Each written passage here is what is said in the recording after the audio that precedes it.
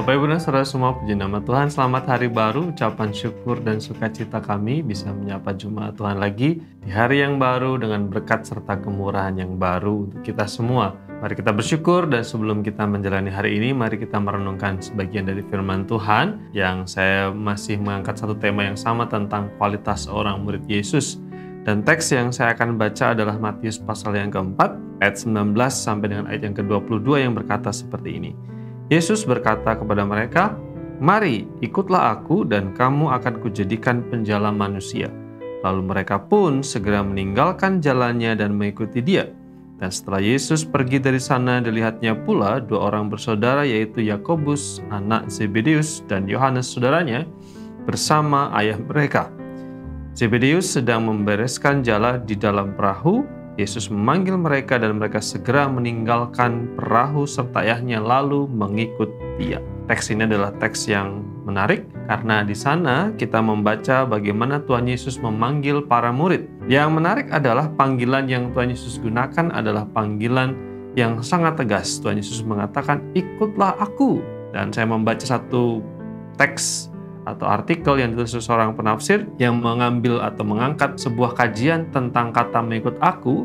Menurut penulis ini, kata mengikut aku digunakan di dalam Alkitab lebih dari 20 kali yang selalu menunjuk kepada sebuah ajakan yang sangat tegas. Yang menarik adalah bagaimana para murid merespons. Kita membaca tadi di dalam ayat yang ke-20, ketika para murid mendengar ajakan Tuhan Yesus, "Ikutlah aku," dikatakan di sana mereka pun segera meninggalkan jalannya dan mengikut Dia. Para murid adalah seorang nelayan. Mereka adalah orang yang pikirannya, kemudian tujuannya adalah menangkap ikan. Tetapi yang menarik ketika mereka mendengarkan panggilan "Ikutlah aku," dikatakan di sana mereka segera meninggalkan jalannya dan mengikut Dia. Tentu aset yang paling berharga dari seorang nelayan adalah perahu atau jala. Tetapi ketika mendengar panggilan itu, mereka meninggalkan yang paling berharga itu lalu mengikut Yesus.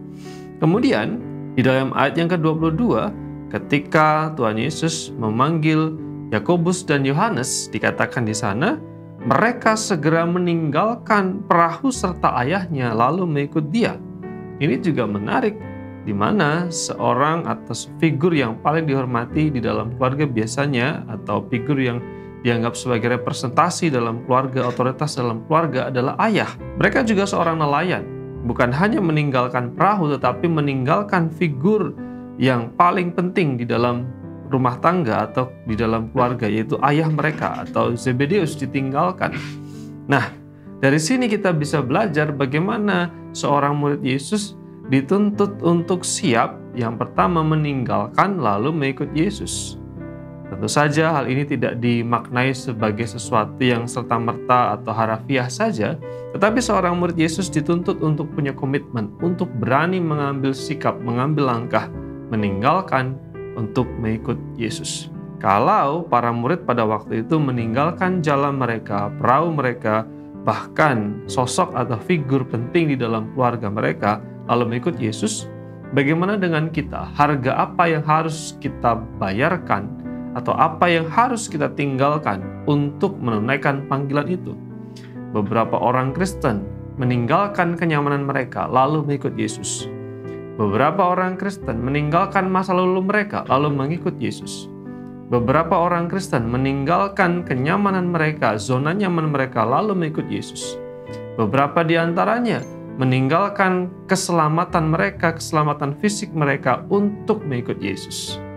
Apa yang harus kita tinggalkan untuk mengikut Yesus?